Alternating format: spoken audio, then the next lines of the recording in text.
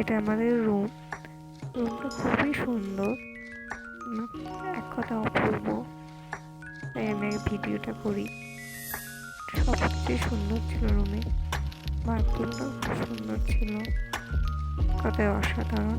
এটা চা কফির জন্য। এটা আমাদের পোস্ত রৌনক, যে বদমাইশি করে এসেছে বন্ধুর সাথে এখন বেডরুমে এসি চালাতে।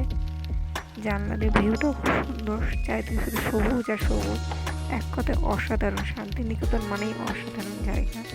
তারপর আমরা যাই খাবার খেতে। রেস্টুরেন্টও খুব সুন্দর, মাটির দেওয়াল এবং বাতের তৈরি জিনিস, তো খুব সুন্দর লাগছিল। আর এরা এখানে বদমাইশি করতে ব্যস্ত যে খাবার কখন দেবে।